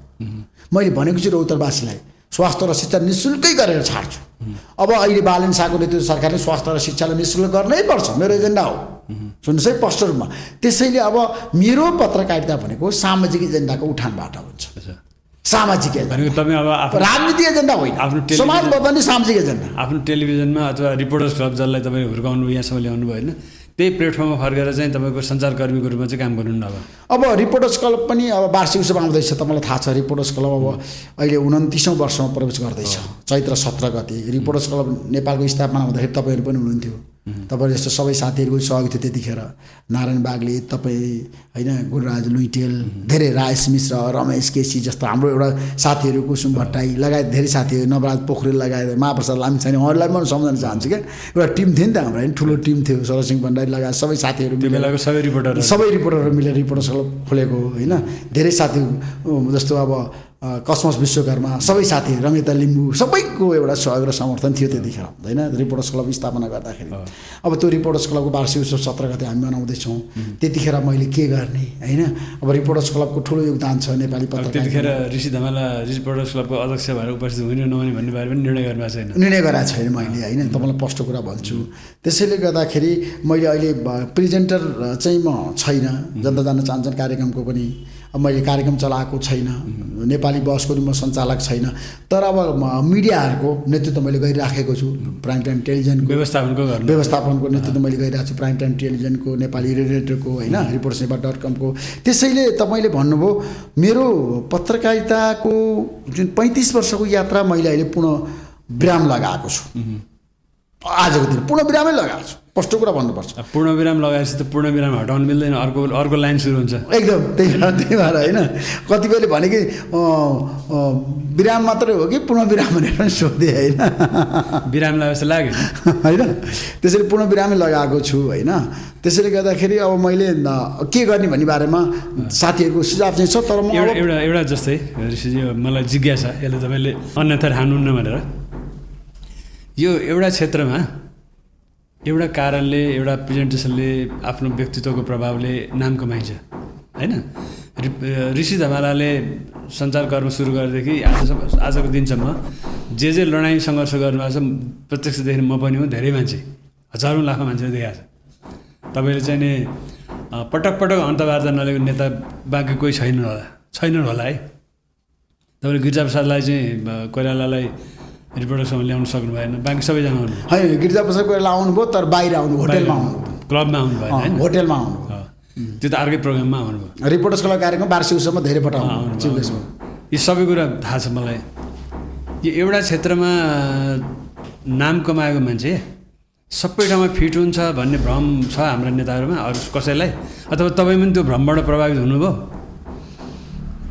तपाईँले एकदम सान्दर्भिक प्रश्न सोध्नुभयो। अहिले मान्छेहरूले यो प्रश्नको जवाब दिनलाई चाहिँ नि अकमकाइराखेका छन्, किनभने धेरै मान्छेहरूको बारेमा प्रश्न सोधिराखेका छन् नि त मान्छेहरूले। किन राजनीतिमा सबै मान्छे किन आए, जस्तो डक्टर मान्छे, सफल डक्टर, सफल पाइलट, सफल इन्जिनियर, सफल कलाकार, सफल पत्रकार, आफ्नो पेसामा एकदम सफल भएका होइन, राम्रोसँग नाम कमाएका मान्छेहरू किन राजनीतिमा आए भन्ने प्रश्नहरू एकदम उठेको छ, गम्भीर रूपमा उठेको छ। किनभने म पत्रकारितामा राम्रोसँग काम गरिरहेको मान्छे, प्रेजेन्टर भएर काम गरिराखेको मान्छे, आफै मिडियाको ओनर भएर काम गरिराखेको मान्छे। ऋषि धमाला राजनीतिमा गयो किन चाहिँ पत्रकारिता छोड्यो, अथवा पत्रकारितामा उसले यत्रो ठुलो योगदान दिएको मान्छे किन त्यो पेसा छोड्नुपर्ने कारण त थिएन, त्यही पेसा उसले नाम कमाइराखेको थियो भन्ने प्रश्नहरू उठेको छ, नउठेको होइन। तपाईँले एकदम ठिक प्रश्न सोध्नु भएको छ विष्णुजी। तर समय बलवान हुँदो रहेछ। किन भन्दाखेरि कृष्णप्रसाद भट्टराई पनि त नेपाल पत्रकार सङ्घको त्यतिखेर सङ्घ थियो, पहिलो सभापति हो। म पनि त पत्रकारै हुनुहुन्थ्यो, राजनीतिमा आउनुभयो, प्रधानमन्त्री पनि बन्नुभयो होइन। रविजी पनि त कुनै बेला पत्रकार हुनुहुन्थ्यो, उहाँ चाहिँ प्रेजेन्टर हुनुहुन्थ्यो, राजनीतिमा आउनु, देशको सबभन्दा ठुलो पार्टी बनाउनु राष्ट्रिय शुद्ध पार्टीलाई होइन। मान्छेहरूले नचाहँदै पनि मान्छेहरू, धेरै मान्छे राजनीतिमा आएर सफल पनि भएका छन्, डक्टरहरू पनि राजनीतिमा आएर सफल पनि भएका छन्, नभएका त होइनन् होइन। जस्तो कतिपय पत्रकारहरू राजनीतिमा आएर सफल भएका छन्, नभएको होइन होइन। अब गोकुल बास्कोटा पनि दृष्टिको सम्पादक हुनुहुन्थ्यो, राजनीतिमा आएर मन्त्रीसम्म बन्नुभयो, सञ्चार मन्त्री पनि बन्नुभयो होइन। त्यसैले गर्दाखेरि इतिहास साक्षी छ। जयप्रकाश आनन्दलाई म सम्झन चाहन्छु, उहाँ पनि पत्रकारिताको माध्यमबाटै राजनीतिमा आएर मन्त्री पनि बन्नुभयो होइन। त्यसैले धेरै मान्छेहरूले आफ्नो पेसा परिवर्तन गरेर राजनीतिमा आएर सफलता पनि प्राप्त गरेका छन्, नगरेका होइन। सबैमा चाहिँ त्यो लागु हुँदैन। जस्तो कलाकारहरू धेरै आए राजनीतिमा सफल भएन। रिमा विश्वकर्मा सफल हुनुभयो, सांसद बन्नुभयो, कमल ओली सांसद बन्नुभयो, मेरो प्रश्न होइन। तर भुवन केसी सांसद बन्न सक्नु भएन। अब एउटा कुरा, हामी कुराकानीको अन्तिममा छौँ होइन। अब यो तपाईँसँग त 2-3 घन्टा 4 घन्टा कुरा गरेँ, फेरि गरौँला पछि होइन। अब यो अहिलेको प्रसङ्गमा अलिकति लास्टमा तपाईँको 35 वर्ष चान्चुनको सञ्चारकर्मको अनुभव है, तपाईँले एउटा उसमा आएर मैले पूर्णविराम लगाएँ भन्नुभएको छ नि, मैले त पूर्णविराम पछिको प्रसङ्ग सोधेको। तपाईँ पूर्णविराम आइसके पछाडि फर्के हेरिन्छ। अब म यो घरमा बस्दिनँ, अब यो मैले घर बेचेँ भनेर भएपछि छोड्ने बेलामा त्यो घरको बारेमा पक्कै पनि सोध्छ नि। गाउँ छोड्दाखेरि, घर छोड्दाखेरि, परिवार छोडेर हिँड्दाखेरि सोच्दो हो नि मान्छेले होइन। तपाईँ सञ्चारकर्मको सक्रिय ऋषि धमाला चान्चुने सञ्चारकर्मी होइन नि त। टक्क पूर्णविराम लगाएर यसो पछाडि फर्केर है ऋषि धमालाले नेपाली पत्रकारिताले कस्तो देख्यो? अब ऋषि धमालालाई नेपाली पत्रकारिता कस्तो देख्यो भने आउने पुस्ताले मूल्याङ्कन गर्ने कुरा हो। तपाईँको आफ्नो चाहिँ मूल्याङ्कन होइन, मेरो मूल्याङ्कन के छ भने ऋषि धमालाले जहिले पनि सरमजी पत्रकारको हकितको लागि लड्यो। जहिले पनि ऋषि धमालाले पत्रकारिता गर्दाखेरि सडकबाट पत्रकारिता गर्यो, फिल्डमा गएर पत्रकारिता गर्यो, उसले चाहिँ साथीभाइसँग मिलेर पत्रकारिता गर्यो। कतिपय पत्रकार साथीहरू पनि तपाईँको अनुभव हो होइन। पत्रकारिताको हाम्रो पत्रकारिता कस्तो देख्नु तपाईँले? कतिको प्रोफेसनल छ, कतिको स्वतन्त्र छ, कति निष्पक्ष छ? तपाईँले भनेको कुरो मैले किन सरमजी पत्रकारको हकितबाट मैले किन सुरु गरेको छु भने ऋषि धमालाको पत्रकारिताको इतिहासको यात्राको कुरा गर्दाखेरि जिरोबाटै सुरु भएको छ नि त, सँगै छ। त्यसैले नेपाली पत्रकारिता मिसन पत्रकारिता पनि तपाईँ हामीले गऱ्यौँ, लोकतन्त्रको लागि, गणतन्त्रको लागि, संविधान सभाबाट संविधान ल्याउनु हामीले मिसन पत्रकारिता गऱ्यौँ हो नि त। त्यतिखेर हामीले पत्रकारिता व्यावसायिकता, तटस्थता, निष्पक्षता पुरै गरेनौँ। मिसन पत्रकारिता, संविधान सभाबाट संविधान आउनुपर्छ, लोकतन्त्र चाहिन्छ देशमा, गणतन्त्र चाहिन्छ, व्यवस्था परिवर्तन चाहिँ नि गर्नको लागि हामीले त महत्त्वपूर्ण भूमिका निर्वाह गरेको हो नि। तपाईँ हामीले देशमा अवस्था परिवर्तन गर्नको लागि पत्रकारिता हामीले कति गऱ्यौँ, कति गर्न सकेनौँ, त्यो आफ्नो ठाउँमा छ। अब मैले चाहिँ नेपाली पत्रकारितालाई तटस्थ र निष्पक्ष र व्यावसायिकताको आँखाबाट अहिले निहाल्दाखेरि हेर्दाखेरि नेपाली पत्रकारितामा अहिले पहिलाभन्दा धेरै व्यावसायिकता छ। निष्पक्षता छ। किनभने पहिला पार्टीको पत्रकारिता थियो भने अहिले जनताको पत्रकारिता गर्न थाले मान्छेहरूले। एकजना उठानमै मान्छेहरूले आफूलाई परिवर्तन गरेका छन्। तपाईँले हेर्नुभयो भने किनभने सोसल मिडियाको आफ्नो भूमिका होला, प्रिन्ट मिडियाको होला, रेडियोको होला, टेलिभिजनको आफ्नै भूमिका होला, तर पनि नेपाली पत्रकारिता अब जनमुखी हुनुपर्छ, जनताको लागि काम गर्नुपर्छ भन्ने एउटा मान्यता चाहिँ विकसित भएको छ। किनभने नत्र मान्छेले हेर्न छोडे नि त। त्यसैले अब एउटा पार्टीको, एउटा व्यक्तिको होइन, एउटा समूहको लागि पत्रकारिता गर्ने होइन, समग्र देश र जनताको लागि पत्रकारिता गर्नुपर्छ भन्ने जनमत भत्तै बढेको छ। त्यसैले नेपाली पत्रकारिता बिस्तारै व्यावसायिकतातिर गएको छ र नेपाली पत्रकारिता तटस्थता र निष्पक्षता पनि पछिल्लो समय देखिन थालेको छ। किनभने मान्छेले बोल्दाखेरि, सोद्धाखेरि, प्रश्न सोद्धाखेरि पनि, आफूले छ नि आफ्नो कुरा राख्दाखेरि पनि मान्छेले के गर्न थाले पत्रकारिता भन्दाखेरि होइन हामीले जनताको बारेमा बोल्नुपर्छ है, एउटा नेताको बारेमा बोल्ने होइन, एउटा पार्टीको बारेमा बोल्ने होइन, फलानुको बारेमा डिस्कानुको बारेमा बोल्ने होइन है, देशको अहिलेको समस्याको बारेमा बोल्नुपर्छ, समस्या हामीले पहिचान गर्नुपर्छ, त्यसको चाहिँ समाधान गर्नको लागि चाहिँ दबाब दिनुपर्छ भन्ने एउटा जनमत हत्तै बढेको छ नेपाली पत्रकारितामा।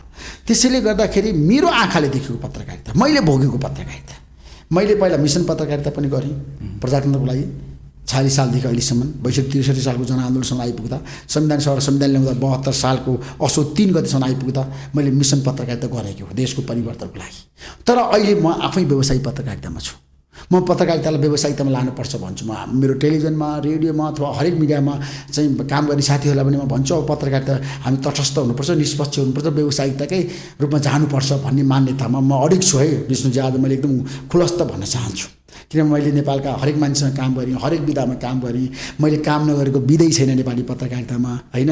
म सबभन्दा दुःख गर्ने मान्छे, 17-18 घन्टा काम गर्ने मान्छे, बिहानदेखि बेलुकासम्म यही पेसामा भिजेको बुझेको, यही पेसामा चाहिँ लागेर छ नि आज आफ्नो पहिचान कमाएर राजनीतिमा गएको एउटा राजनीतिकर्मीको नाताले नेपाली पत्रकारितालाई हेर्दाखेरि निहाल्दाखेरि नेपाली पत्रकारिताले प्रगति पनि गरेको छ, उन्नति पनि गरेको छ, नेपाली पत्रकारिता प्रभावकारी पनि भएको छ, नेपाली पत्रकारिताले नेपालको परिवर्तनमा ठुलो मद्दत पनि पुर्याएको छ। 62-63 सालको जनआन्दोलन जेनजी आन्दोलन आइपुग्दाखेरि जेनजी आन्दोलन किन भन्दा सोसल मिडिया बन्द नगर्दा भए केपी शर्मा ओलीको नेतृत्व सरकारले त्यसरी जेनजीहरू सडकमा आएर यो आन्दोलन सफल हुन्थेन। त्यो त किनभने मिडियाको प्रभाव व्यापक बढेको छ। हामी कमजोर छैनौँ, तर हामी अब सच्चिनु पर्यो, सुध्रिनु पर्यो। म पनि सच्चिनु पर्यो, सुध्रिनु पर्यो। मेरो पनि कमजोरी छ, मैले सच्याउनु पर्यो। अब समय परिस्थिति अनुसार म हिँड्नु पर्यो, देशको जनताको चाहना अनुसार। अब यो हामी फाइनल्ली तपाईँसँग यो लामो इन्ट्रेस्टिङ कुरा भइरहेछ होइन, तपाईँको अनुभव सुन्नु लागिरहेछ। अब यो अहिलेको बसाइलाई टुङ्ग्याउने हिसाबले अब ऋषिजीको दैनिकी कस्तो हुन्छ? अब मेरो दैनिकी परिवर्तन हुन्छ किनभने म बिहान अहिले पनि 5 बजे उठ्छु, 4:30 बजे उठ्छु। पहिला जिम जान्छु। पहिला हेल्दी रहनुपर्छ मान्छे, हेल्दी मान्छेले धेरै काम गर्न सक्छ भन्ने मेरो सोच छ। त्यसपछि म ध्यान साधना पनि गर्नु। ध्यान साधना चाहिँ मैले गरेको छैन, अब चाहिँ गर्नुपर्छ भन्न थाले मान्छेले मलाई। ऋषिजी तपाईँले आधा घन्टा 15 मिनट 20 मिनट ध्यान साधना गर्नुहोस् है, योगा गर्नुहोस् भन्ने मान्छेहरू पनि छन्, सुझाव आइरहेको छ। तर पनि मैले ध्यान साधना योगा गरेको छैन। अब त्यसलाई पनि म परिवर्तन गरौँला। त्यसपछि म चाहिँ अब केही कुराहरू जस्तो केही 7 बजेपछि जिमपछि चाहिँ म केही मान्छेहरूसँग अन्तर्क्रियामा छु, इन्टेलेक्चुअल फिगरहरूसँग, देशका गण्यमान्य प्रत्यक्ष व्यक्तिहरूसँग कसरी जाने, के गर्ने, उहाँहरूको अनुभव, उहाँहरूको ज्ञान, उहाँहरूको बौद्धिकता सिकेर आफूलाई परिमार्जन गरेर जानुपर्छ भनेर म अध्ययनमा छु। अब अध्ययनमा पढ्नु पनि पऱ्यो नि त होइन, किताबहरू पढ्नु पऱ्यो, ठुला मान्छेहरूसँग अन्तर्क्रिया गर्नु पऱ्यो। अब देशलाई परिवर्तन गर्न चाहने मान्छेले त ज्ञान गुणका कुरा पनि सिक्नु पऱ्यो, लिनु पऱ्यो। त्यसैले म चाहिँ अब पठन पाठनमा केही किताबहरू पढ्ने, केही मार्गनिर्देशन मोटिभेसनका कुराहरू लिने। अब तपाईँसँग अब बस गर्दाखेरि मोटिभेसन भइरहेको छ मलाई, किन मान्छे नयाँ कुरा हामी सिकिरहेको छौँ नि त, नयाँ नयाँ कुरामा हामी बस गरिरहेको छौँ नि। त्यसपछि चाहिँ अनि जनतासँग जोडिन्छु म। अनि मलाई भेट्न रौतरबाट देशभरिबाट मान्छेहरू आउँछन्, विभिन्न तरतरका मान्छेहरू आउँछन्। लौ न मेरो छोरा कसरी अब पढाउन त पढाइयो, रोजगारी छैन, अब कसरी रोजगारी दिने होइन। जनसम्पर्कमा जान्छु म, जनताको कुरा गर्छु। गरिबी मान्छेहरूको छ, उनीहरूलाई कसरी सहयोग गर्ने, उपचार गर्न पाएको छैन, अस्पतालमा गएर उपचारको लागि पहल गरिदिने, विभिन्न अस्पतालमा जाने, अनि जनताहरू भेट्ने, अनि विभिन्न मान्छेहरूसँग भेट्ने, अनि टेलिभिजनमा जाने। त्यसपछि टेलिभिजनको व्यवस्थापन पनि छ, मिडियाको व्यवस्थापन छ, रेडियोको व्यवस्थापन छ, रिपोर्टर्सको व्यवस्थापन, सबै मिडियाको अहिले म व्यवस्थापन गरिरहेको छु। तर म आज एउटा कुरा खुलासा गर्छु, मैले काहीँ पनि भनेको छैन तपाईँलाई। म एउटा नयाँ काम गर्दैछु। बालिन शाह प्रधानमन्त्री भएकै दिन नयाँ काम भन्न मिल्छ त्यो के अहिले त्यो काम म भन्दिनँ। तपाईँ नयाँ मैले घोषणा गरेँ, उहाँ प्रधानमन्त्री भएको दिनमा नयाँ घोषणा गर्दैछु देशको परिवर्तनको लागि, बालनेसालाई समर्थन गर्नको लागि मैले स्पष्ट एजेन्डा लिएर आएको छु। किनभने अब देश बनाउनुपर्छ भन्ने अभियानमा त्यो दिन नयाँ खुलासा म गर्न चाहन्छु, घोषणा गर्न चाहन्छु। तपाईँलाई मैले भने त्यसैले म अब नयाँ काममा, पुण्य काममा, जनताको काम गर्ने भने चाहिँ अहिले भन्नुहुन्न त अहिले भन्दिनँ म। अच्छा, तपाईँले नै राखेको नामबाट एउटा क्वेसन गर्छु म लास्ट। तपाईँले जवाब दिनु मन लागिदिनुहोस् न। जनता जान्न चाहन्छन् के कुरा भने ऋषि धमालाले निर्वाचनमा कति खर्च गर्नुभयो? जनता जान्न चाहन्छन् मैले यसपटक उपचारमा चाहिँ पैसा अलिकति मेरो खर्च भयो। तपाईँलाई स्पष्ट भन्न चाहन्छु, करिब करिब मैले 52 जना उपचार गर्दाखेरि 60-65 लाख रुपियाँ खर्च भयो। अच्छा, किनभने कति बेला मैले 2 लाख खर्च गरेँ, कति बेला मैले 1 लाख खर्च गरेँ, कति बेला मैले 1.5 लाख खर्च गरेँ, कति बेला मैले 50,000 खर्च गरेँ आवश्यकता अनुसार। तर मेरो त्यति पैसा खर्च भयो भने चुनावी खर्च चाहिँ मेरो 13.5 लाख खर्च भयो। 13.5 लाख? अच्छा, भनेको चाहन्छन् 70 लाख? करिब करिब त्यति खर्च भयो है। ल ऋषि, धेरै धेरै धन्यवाद है, इन्ट्रेस्टिङ कुराकानी भयो। तपाईँको राजनीतिकतर्फ फर्किनु भएको छ, त्यो यात्रा सफल होस्। तपाईँले राम्रो कुरा पनि गर्नुभयो, राम्रो प्रश्न पनि सोध्नुभयो। अब मलाई त कस्तो भने अब जनताको कुरा बोल्नको लागि चाहिँ छ नि अहिले चाहिँ अब बढी चाहिँ रुचि छ क्या। त्यसैले गर्दा म कम अन्तर्वार्ता दिने, धेरै काम गर्ने सोचमा छु। तपाईँले धेरै प्रश्न गर्नुभयो, अब जवाब दिनु एकदम जवाब दिनु आउँछ। Thank you sir.